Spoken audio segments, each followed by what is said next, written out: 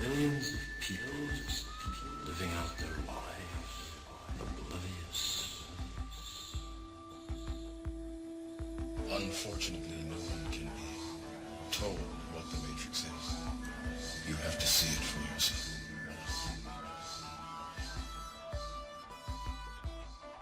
There's something wrong. There's something wrong. You don't know what it is. You don't know what it's there. Like a splinter, driving you mad, driving you mad. Bring the ship up to broadcast depth. We're going in. Taking Neo to see her. See who? You are.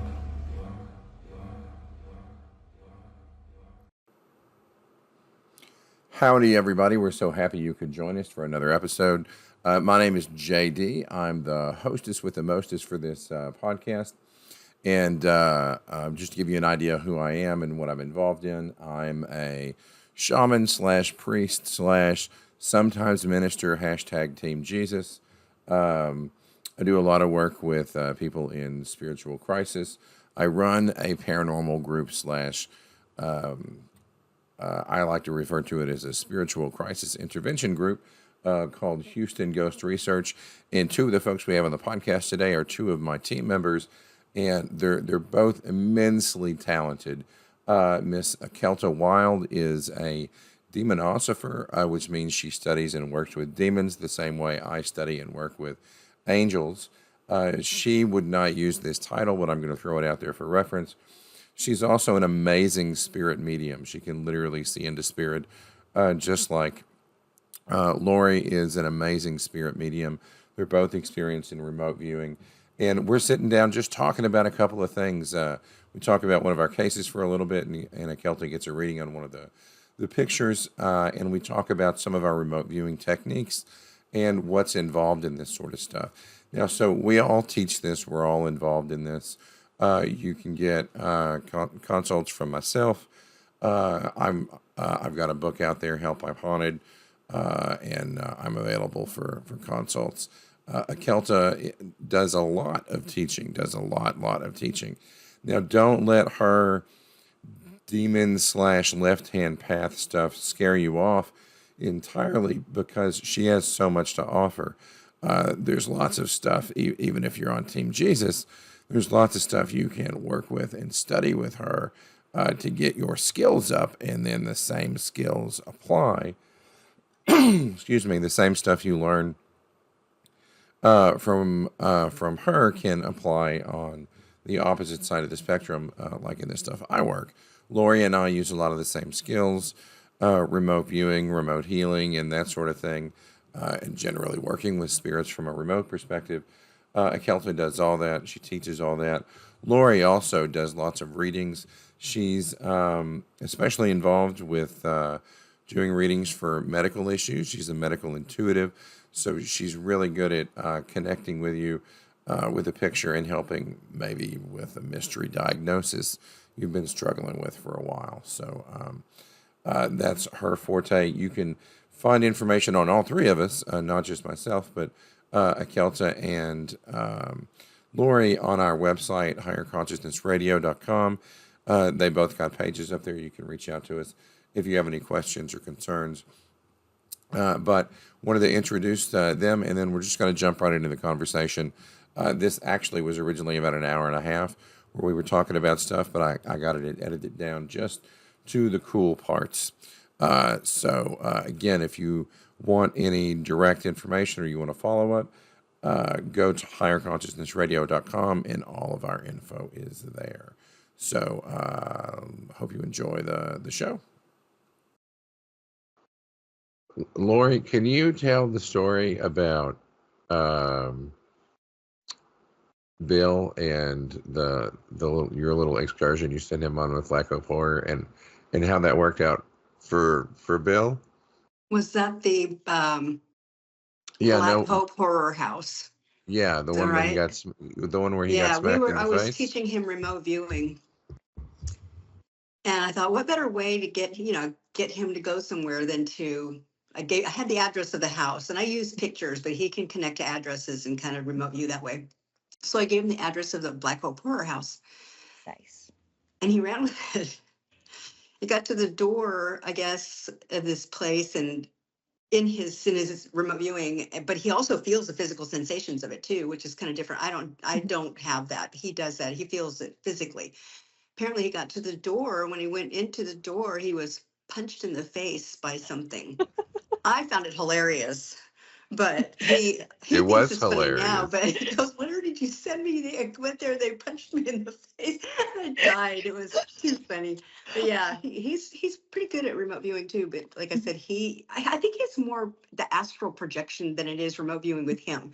Because I don't do that. I can see Mhm. clearly, but I don't have the physical sensations like He he did. goes there. He actually goes there. Mhm. Like He with the did, way he yeah. connects. Yeah, yeah. Yeah. So yeah, she's leaving out the comical effect in this whole story. So she didn't tell him where she was going to I send did him. not. But this is a notorious case study that we all study as we're coming up in our group, and we train people, is the Black Hope Horror. It's a book about a vicious true story haunting here in Texas, where it was what the Amityville Horror, or not Amityville Horror. It's about an hour from me, I think. Yeah, yeah. It's in modern day Crowley, Texas. It's a little subdivision where they did the classic story of there was an old black slave cemetery. They moved the headstones. Did guess what they didn't do? Mhm. Mhm. And they built all the body, or they built all the subdivision on top of the cemetery, and Mhm. all hell just breaks loose. It's crazy. Like madness ensues and to the nth degree. Kittens are born inside out. Like it's horrific. As situations like that would be, I would be mad if somebody built, Mhm. their house over my garden. So we use this as a true story, as a case study to say, how could you have helped this family? Where did they go wrong? How would you mitigate this circumstances? She doesn't tell him that that's where she's sending him. She just I'm sends just him looking for there. the book. I've got it up there. Yeah, and he lands immediately on the spot and looks around and like goes into this house, and the very first thing that happens is some spirit runs right up to him and just smashes him right in the nose. Like just boom, like get the F out of here. And he's like, I just got punched in the nose. But Oh my gosh. that stuff happens to him all the time. So I know you and him. I wanted her to tell that story not because it's hilarious, but because I wanted you to see like he's very in the moment, like he's there. He's got ADHD, like oozing, Yeah, oozing his out of his energy's like pores. all over the place. So I Yeah. know you and him been talking, and y'all been working together on some stuff. Keep that in mind when you send him out, because when he makes a connection to something, he gonna go there, and You you talking want to me or Kelta? no a Kelta, like the Bill is your creature. You know what you're dealing with. But if you're Yeah, gonna yeah. be Yeah. mentoring him, know that like he has a tendency to connect and like really really go there. So be mindful of that. He's like a pit bull. He'll go after it and he'll like latch on. For sure, for sure. But he's a great example of like that the training program we put together, you know what I mean? Like Yeah. he had a lot of raw potential to see and connect, and then we taught him the framework and mentored him up. I think that program really works out well. Like that's one of the things from like the Druid tradition that I always liked is like you always grow your people. Like you're growing a grove of trees, but and plants and connecting with nature, but you also grow each other. Yes. I always love that. It's very similar with our path too. Is the people who walk with us, we help them develop their skills, we help them develop the techniques that they need. We target like 9 different areas, which is spiritual foundation, self-care, self appreciation, psychic development, magic, shadow work, working with demons and dark entities, the wealth and abundance creation. There's one that I'm forgetting and it's driving me crazy. Oh, spiritual traveling. We're just talking about that. Oh yeah. And like advanced techniques and stuff. So helping people to grow in those areas so that they can really like master themselves and master their spiritual skills and abilities. So let me ask you this: Yeah. like, I'm at a professionally, like I'm an instructional designer. I design really boring training for doctors and nurses and stuff in a hospital, but like I like to develop education. So like I've literally developed this curriculum of things that like I studied as I was coming up that were catalysts for me, right? And Mhm. that's our curriculum. And as we find new stuff, we plug it in. Like, oh Yeah. yeah, I'm about to plug in a new unit on hypnosis and trance work. Like, because that was Nice. something that was super impactful to me, and I studied it, but it's never been in our curriculum before. So I'm like trying to figure out how to plug that in. How does that work for you guys as y'all are mentoring people on different subjects? Do you like let them pick and choose what they want to study, or do you have a set curriculum that you start from? How does that work with you guys? Okay, so we do have different courses that they can go through, but we also have our kind of community center, which is our inner sanctuary. And in our inner sanctuary, every Monday we do coaching calls. And I have basically different PDFs that is basically like a monthly journal based off of the 9 different areas, so they can pick one and they can do it for the year, they can do it for a month, they can, you know, they can do it for as long as they feel is necessary. It's basically what areas do they want to work on, what areas do they want to develop. So we do recommend that people have a basic understanding of their spiritual foundation so that they can defend themselves, they can protect themselves, they don't get into really bad spiritual situations. But we do allow them that free reign to kind of pick what they want. And then on the Monday coaching calls, I answer any questions they have. I talk about different things that they might be interested in. I share different exercises to help them. I kind of get an idea for resources I'm going to add to the inner sanctuary that week, because I do add like guided meditations, rituals, articles, booklets, basically things that are kind of geared towards helping them. So I use the coaching calls to kind of gauge that. But I also have courses. So the courses do have more of a structured curriculum. So like our advanced psychic development course has like, it starts with clairaudience, then goes to clairvoyance, then goes to clairsentience. Now, obviously, there's more psychic skills than that, but it gives them a really foundational approach to those 3. And then from there, they can build on those skills and help to develop their other skills. And we've got a bunch of different stuff. So I use both aspects. So do you guys have like a learning management system? Is it like a Udemy course, or do you have like a document of like material on Google Drive? Because that's kind of how we work. Is like we have a bunch of material outlined on Google Drive, and we're like, go read this, take notes while you're reading it, and then talk to us about all the questions when it breaks your brain, and we'll help mentor you through that. And we plug them into a chat group, so like everybody can give them feedback. Because like we feel mentorship is like super duper important to get feedback from the whole Oh group. yeah. And it sounds like you have the same mechanic going on. Yep. So I'm just wondering, like, how do you throw their material out? I So, use Kajabi. It's a there's different ones. There's Kajabi, there's Teachable, there's okay, of yeah, course. no, I've heard of Kajabi. That's a legit Yeah, I LMS. use Kajabi. There's other ones though, and basically what it has is you have courses, so you can actually set up courses, and then it has a community feature. So the community feature, you have different circles where you can put your resources in. It has its own live like chat room, but I prefer Zoom, so I just put the Zoom links in the meetup section, and then people show up on for the Zoom links. So I use Kajabi. Man, I love it. We're looking at building out the same sort of thing. So maybe I should look into that. I've only ever used Moodle on the open source side. Uh, what do you like about Kajabi? Oh, this is so. I like Kajabi because it has the option. One of the things that okay, this is going to be really ridiculous, but my selling feature for Kajabi over the other ones was I have the option to gamify it, which means I have the option to give people badges and give people like rewards as they accomplish things. So when they accomplish a module, they get a badge, and I design the badges and upload them, and you can program them, and it's a feature that I really like that I haven't seen in the other programs, but that was actually why I chose Kajabi over the others. Man, no, I love that so much. I love that. Nothing motivates like people more than that Yeah. sort of thing. Like everybody loves getting a little sticker. Yeah, Yeah. and I love making the badges. But I just love making them. It's fun. That's great. Okay, Lori, you got to get you got to get some of your material together and like for real. We got to structure some stuff. Yeah. I'm gonna, Yeah. I'm gonna help you get some stuff together. Like you could turn that book easily into a class.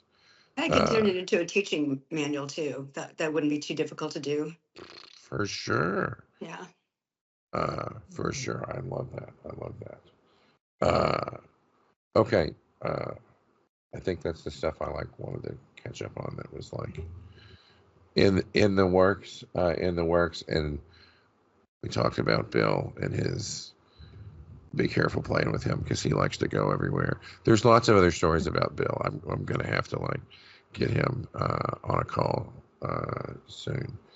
We were going to talk about remote viewing techniques. So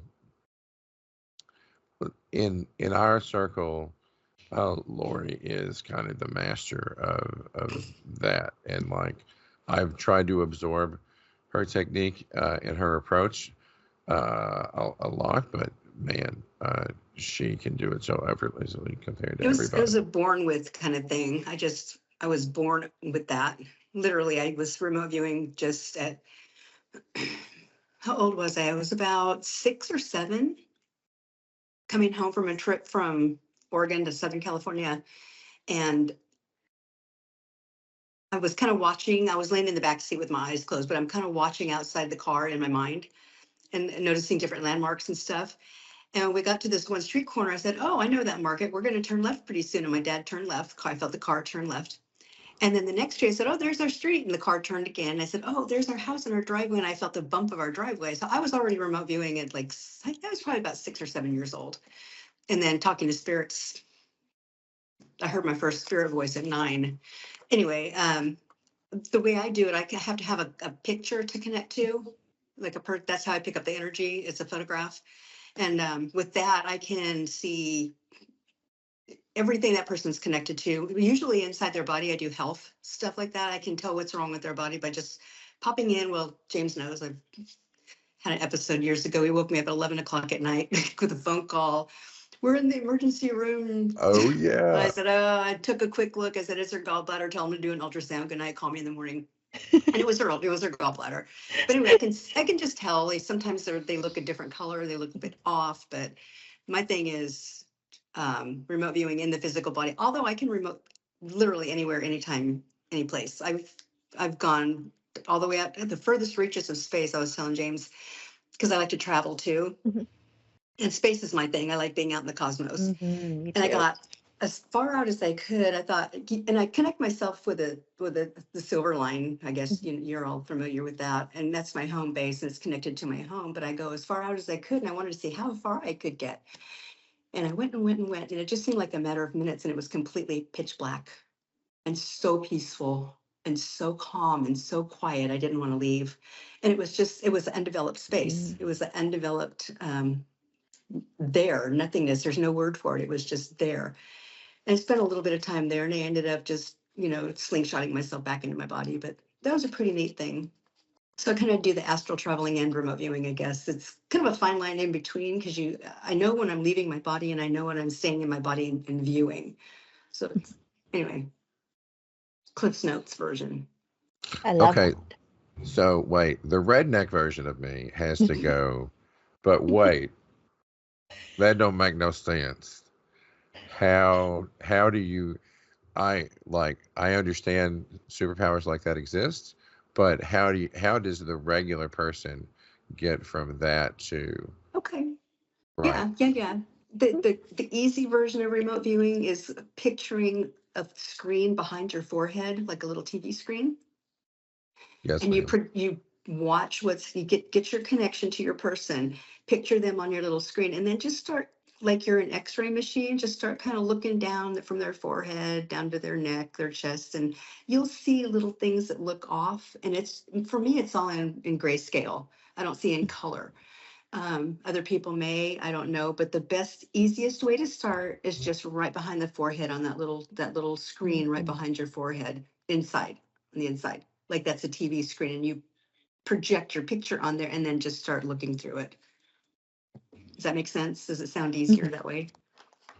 No, that makes total sense. That makes total Okay. sense. So what would you say to somebody that that would ask, how do I know the difference between me making it up and it's my imagination and Mhm. that there's an art to that, you know what I mean? I struggled with that. That's true. But the way you know the difference is when you connect, when you have a conversation with that person and you tell them what you saw, the validation comes when they say, oh, yeah, that's right. That's true. I have that. It's the validation. I have Otherwise, a no way of knowing. I have a method that I teach people for because that's one of the big questions I get when people start asking, like, learning about their psychic senses and what they're seeing. And I say in the beginning, let everything in, and then start to pay attention to the flow of energy, because when it's something external, you'll feel the energy coming from outside of you moving into you. When it's from your imagination, you'll actually feel the energy. It's like it grows in your mind and rises up. Mhm. And if it's something from higher power energy, you'll actually feel it coming down and hitting the top of your head. So the Interesting. direction, the flow of energy can actually help you decipher what's coming from your mind, what's your imagination, and what is actually something that you're perceiving. So like Interesting. I feel like I kind of do that, but I describe it more as like figuring out how to filter it's a feel of where the information came from. Did this come from me? Like if Hot Wheels are showing up in the vision, it's probably me. Like that's usually where I draw the line. But if it's like some strange spirit that looks like a Chinese dragon that shows up on my ceiling in the middle of the night, true story, hashtag, that's probably not coming from me. I mean, depending on if that's a mushroom night or not, I guess. But And so my you, gauge is, oh, sorry, I know it's not coming from me when it feels like it flows.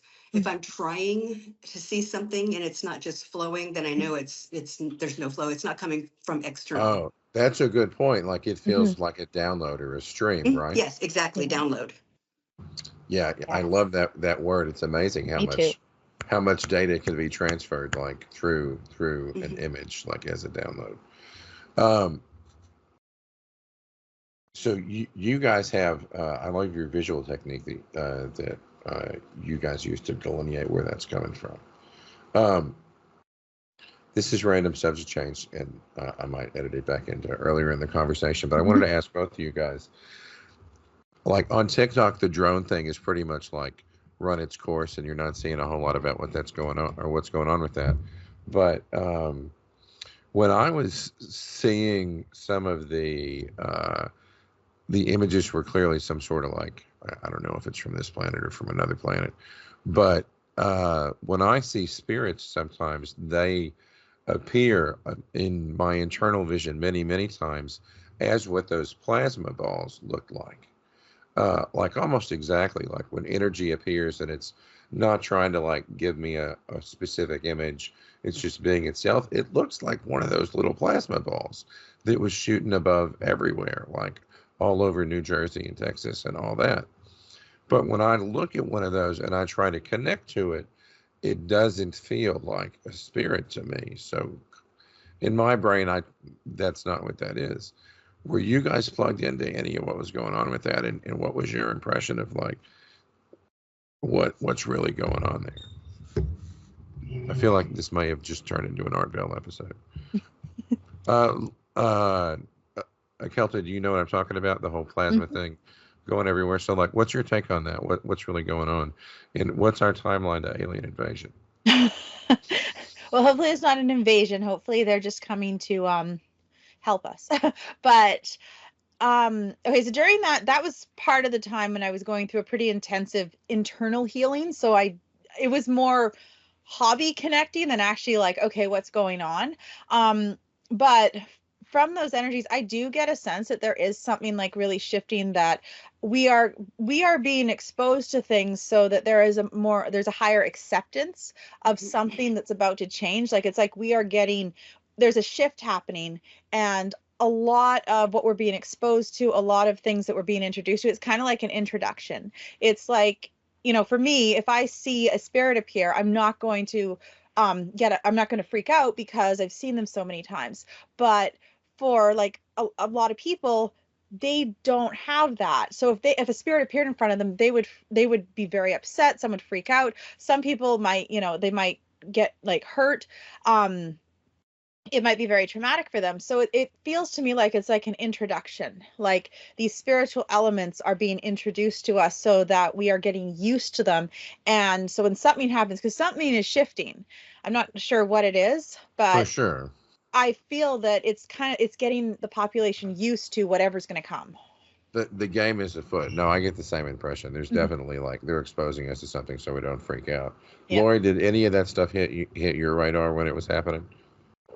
No, because they feel empty to me. I don't feel like I don't feel a life force coming off. I feel like they're just observing, like it's a camera ball, I guess.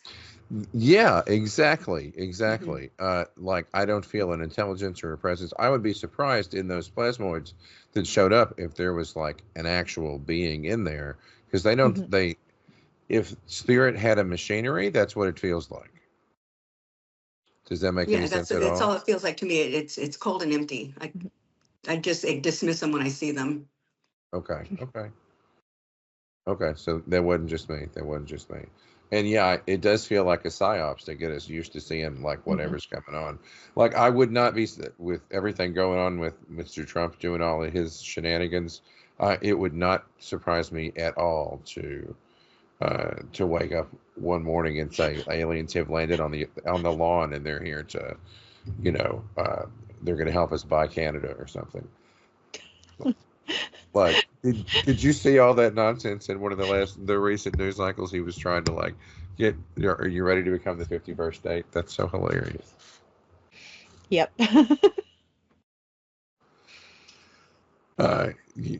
Yeah.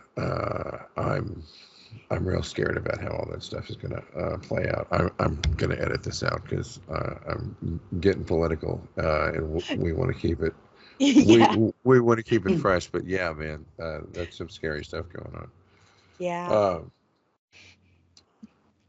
Lori, it sounds like we might want to build out some material. I need to. I got to get up at 4:00, so I'm kind of zoning out a little bit here.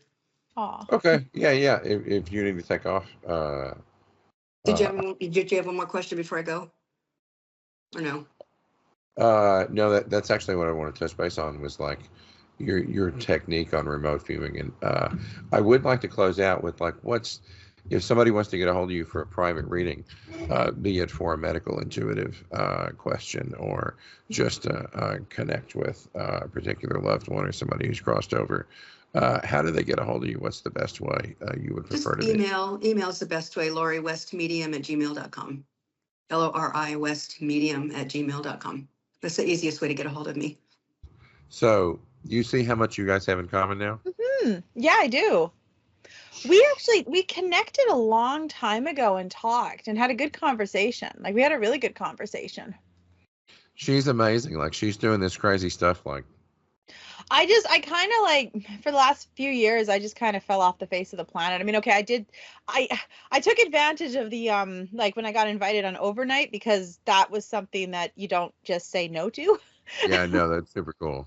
Yeah, that was a lot of fun, and that was amazing. Like the experiences we had, especially the Wasso house. Oh my gosh, the spirit actually kicked the ball, like physically kicked it. I was standing right there. I saw it, like there was nobody upstairs, and it kicked that ball, and it went soaring down the stairs. It was the coolest thing. I'm gonna send you pictures of the latest client. Give me just a second. Yeah, one of the biggest hurdles of psychic development is self-confidence and trusting yourself. Yeah. And just putting yourself, like the big catalyst for me was when I actually started going out in the field with paranormal groups and like exposing myself to situations where there were active spirits and other mediums were there too. And I got to compare what I was getting and what I was seeing internally to what they were describing.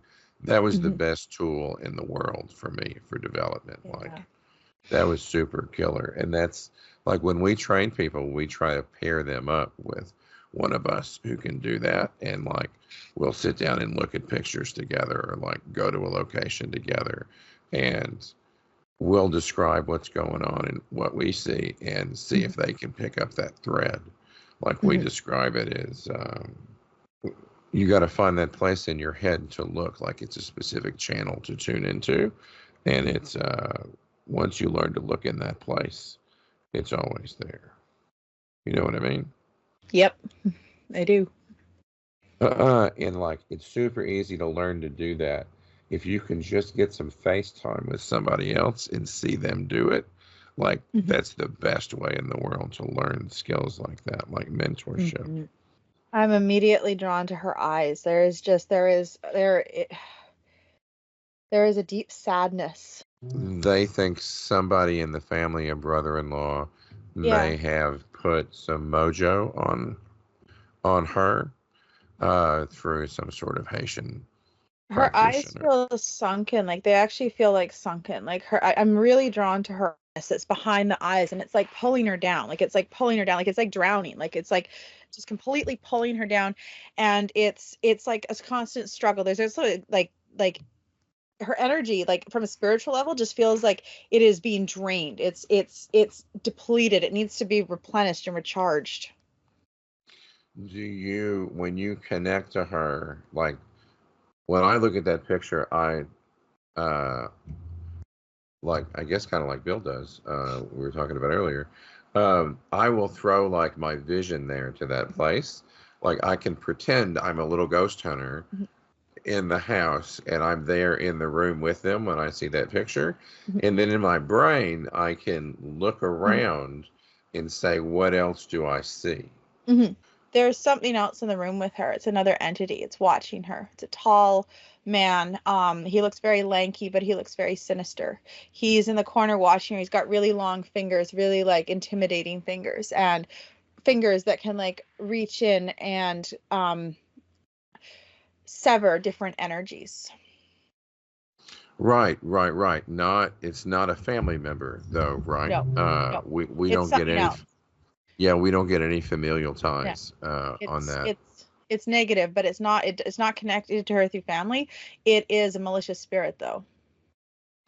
So I would think if somebody was doing some practicing on her, the way that usually looks to me is they've got some sort of funk or visualness on them, and they'll a lot of times, depending on what the mojo is intended to do, they might feel drained or they might feel agitated or sick or, you know, whatever they're trying to program. I don't see any of that with her.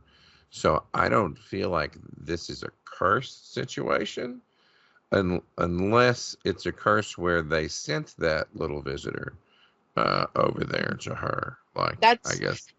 That is one way to, it's an effective way because curses, they're programmed energy that when they go and attach to somebody, they cause problems, but curses can actually be undone easier than an entity that has direct access to a person. So the curse, an initial curse could actually be like an implantation that allows the entity direct access to her. So it's like, it's something that attaches. So it's a marker. So the entity knows not only how to target her, but has a direct access to target her. So normal shields, normal spiritual protection methods won't actually hold up against that because she's basically got a direct line where this thing can get through. So different type of work has to be done to remove it. So a back door, basically. Yeah, it's a back door. Yeah. Okay. Yeah, no, that makes total sense. Yeah, no, I think I would probably just call up the spirit and be like, this is the person we're going to be working with and send them on their way. But I could definitely see how like putting some willpower into intentionally attacking or not attacking, attaching to a person might be a thing. So She's got markers in her eyes. She's got a marker on her arms. There's markers on her neck. And Markers. What does that look like to you? What's that? black shadows. They're black shadows. It looks like like an opening with like, it's like black is coming out, and it's basically where the entity can get in. Okay. Mhm. Okay. A location where it's been attached. Yes. And as I find that as they attach more, like as they the more they attach the person, the more markers they make. So the more markers have to be removed before the entity can be completely severed from them entirely. That makes sense. Multiple attachments. Mhm. Hmm. It makes me wonder if that's something that I'm always questioning the motivation, and like if somebody actually put something on somebody, that's a whole different animal than somebody who is awake, attracting and unwanted attention on their own, right? Mm-hmm. Yes. That's a whole different order Mm-hmm. of non-cool.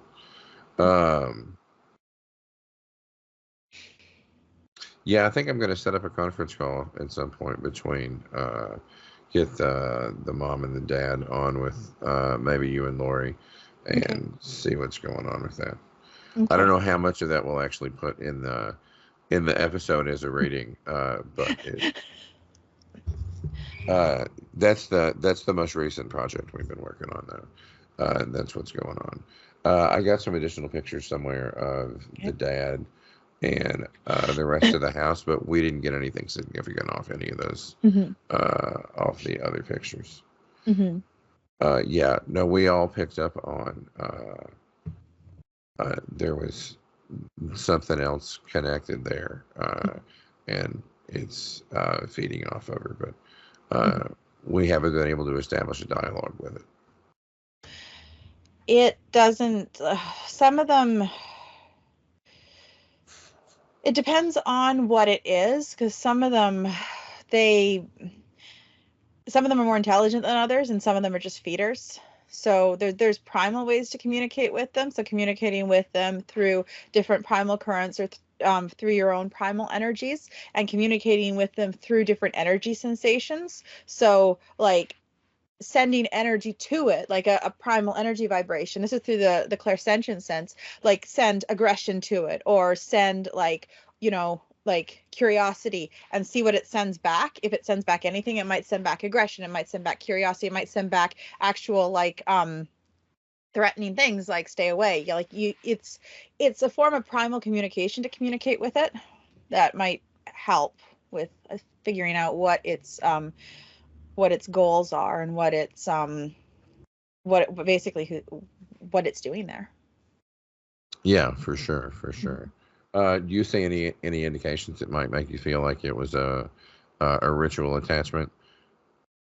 There's certain things I'm seeing that could indicate that, but it could also just be that that's the type of being that attached itself to her. I have to go further deeper into it to get some senses. Like right now I have a lock on it. So my mind is now starting to scan the energies, and probably at about 3 o'clock in the morning, I'll wake up and be like, oh, that's what it is. Yeah. Watch Yeah. out for watch out for that guy. Might start showing up as soon as you start looking at them. They start looking back at you. I'm Yeah, no, fine. I My know you. demons will take care of them. Yeah, no, you got bigger critters over there that can have fun with him. But that's always a symptom of, well, we definitely see a fun project coming on. Is they'll start randomly showing up at somebody's house. Oh yes, because when you see them, they also see you. Yeah, that's how that works. Man, it's a connection too. That's one of the things I wanted to talk Yeah. to you about, like in the back of my brain at some point. So,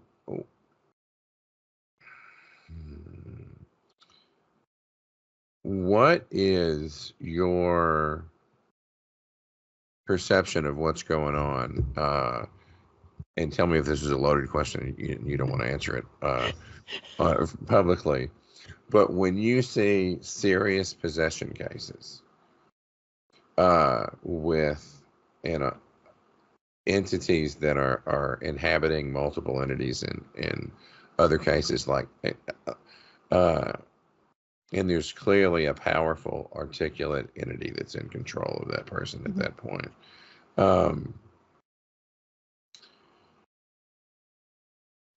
What's the best approach to achieving separation? Do you I'll share my approach and my philosophy in that scenario. Like, I always try to consider its motivation and like what's going on, why it might be there for sure. But like, I try to not assume that it's a malicious entity until it actually acts and behaves in a malicious manner for sure. But once you've established that it's hostile, what's the best approach to removing it outside of like, sir, can you please leave this nice lady alone and step outside?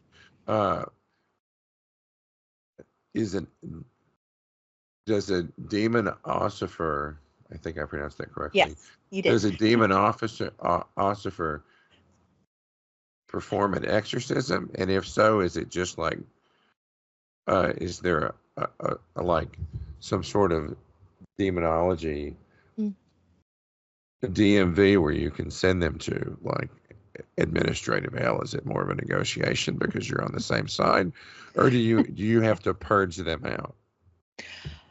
So we see most of the possession cases that we see, we separate demons from sludge, and it's the sludge that are doing the possession. It's a sludge that are the ones that are causing problems. So the demons that we work with, they do have a divine essence to them. So they are an aspect of dark divinity. They are part of the demonic divine. So you can call them down to perform what would be an exorcism ritual. And we do have an exorcism ritual that is on our website, working with the demons basically to call them in and remove this entity. So that can be done. Another way to remove the entity is for like an energy practitioner like myself to go in and actually find the ties, locate them, and remove them manually. So sever them, heal up the energy, sever them, heal up the energy. That's obviously more time consuming, but depending on what it is that we're dealing with, sometimes that's more appropriate than the exorcism, but the exorcism ritual absolutely is incredibly powerful, and it has worked very well. So is it like a inverse version of the Roman ritual, like, or is it your own personal mojo? Because I tend to write my own. I wrote my own. I wrote my own. It does take elements from like, it's, we use a specific formula when writing rituals, but it is a ritual that does call in. It calls in 3 different Dark Lords, Lucifuge, Rofocale, Dantalion, and Senelian, and the 3 of them combined target the sludge and actually remove it from the person who is possessed. Okay, so in spite of the thing in Annalise, in that case, right, proclaiming to be Lucifer himself and that sort of thing, you guys don't see that as Lucifer. That's something pretending to be Lucifer. Is that how that works? So the sludge entities, they feed off of people. They feed off of our energies. They feed off of us, and they thrive in an environment that sinks us down to a low vibrational level. Demons, the difference between a demon and a sludge is a demon is a higher vibrational entity, a higher vibrational dark entity. A sludge is a like more sinister, lower vibrational entity. And what the sludge does is the sludge will actually target somebody, gain access to them, and start to consume their energies, and then wants to, like, this the whole concept of selling your soul is sludge, because like demons, they don't use our souls, they don't want our souls, but the sludge convinces the person to sell their soul to them so that they gain access. It's their entry point, so they gain access to their energy so they can start consuming them. This is why in those contracts where somebody sells their soul, it often starts out good because the sludge, you know, wants to gain access, but then the sludge sinks them even further so they can't get free and their life falls apart and everything becomes absolutely miserable. And the reason why those contracts don't hold up is because, well, you can't actually sell your soul to a sludge. It just convinced you that you did so that it gains access to your energy. And when you take your power back, when you say, no, get out, no more, I revoke access to you, then you're basically pushing the sludge out. So when a sludge targets a person's fear. So that's another way that it gains access, is to scare somebody. So somebody who is afraid of Lucifer, somebody who's afraid of the devil, somebody who's afraid of Satan, the sludge will be like, oh yeah, I'm Lucifer and I'm here to torture you. And that person then becomes very terrified, they become very scared, and they're put in a vulnerable state where the sludge can gain access to them and hurt them. That makes sense. That sounds exactly like what a demon ossifer would say. So would you guys consider that sludge entity to be like a low-level demon, or is that like a completely different astral critter entirely? Completely different species. They're completely different species. In the past, basically everything that wasn't an angel was called a demon in the past. So a lot of entities kind of got put together as demons that are not demons, that are completely different spiritual entities altogether. So the sludge are a completely different species than what I would classify as a true demonic. Like something that was created originally by,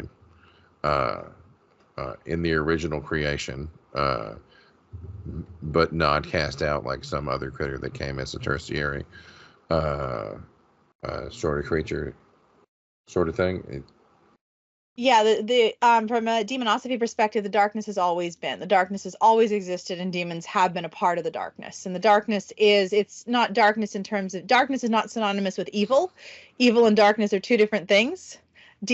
Darkness is its own essence. Yeah, no, that makes total sense. Sorry, as you were talking, I was connecting to what's going on, and I always forget anytime I connect to anywhere around you, like 37 eyeballs turn and look,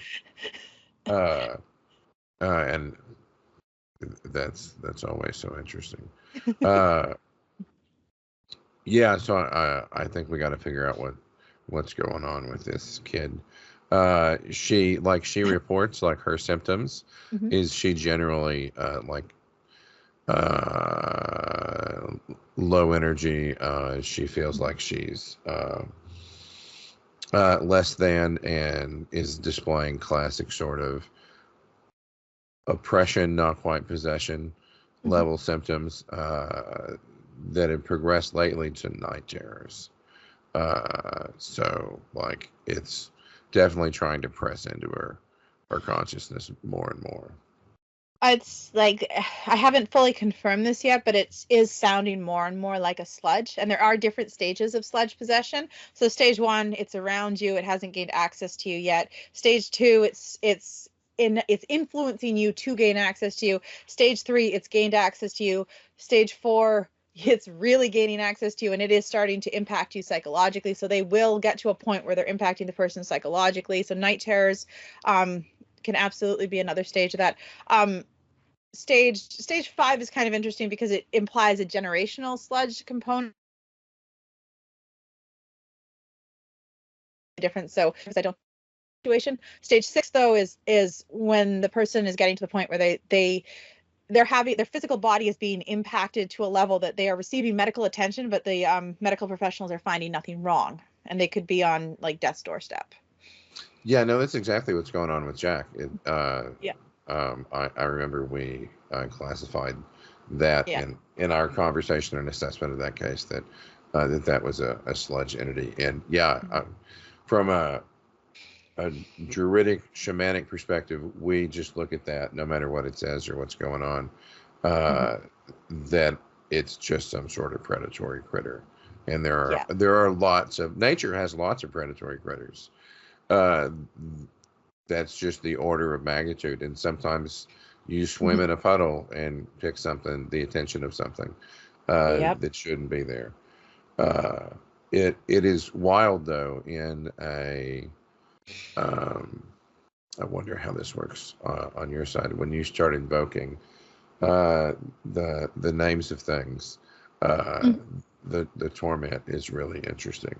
I remember I reviewed or I interviewed an Islamic exorcist at one point, and he described this, like his visualization was as he was reading the Quran, specific readings like analogous to the Roman ritual, that they imagined that the words and the letters burned the entity, and they were driving holy light into it basically to try to achieve separation.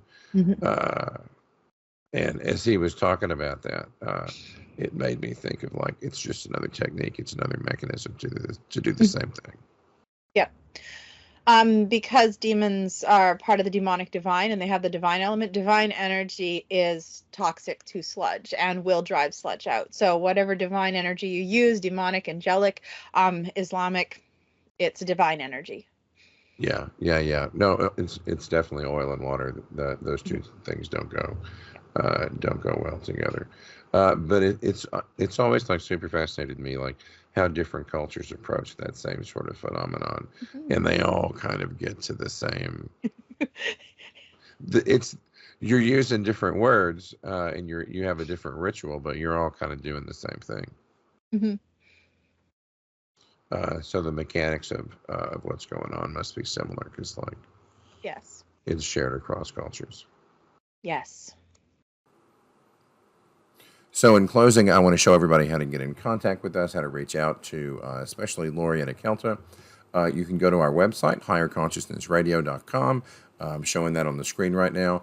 And at the very top of the screen, you can see just quick links to my page, Lori's page, Akelta's page, and our study group. This is run on Patreon and through Discord. So you can jump on the Discord for free. Everybody can jump on the Discord.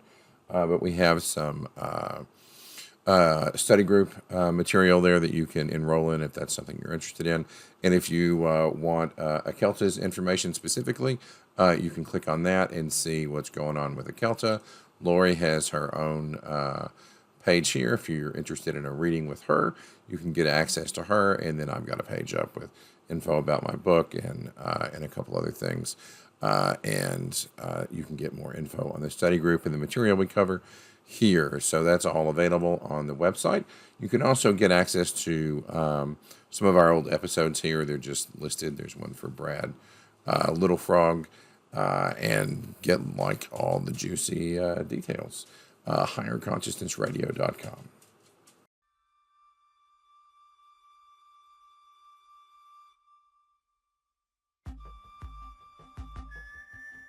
Millions of people just living out their lives, oblivious. Unfortunately, no one can be told what the Matrix is. You have to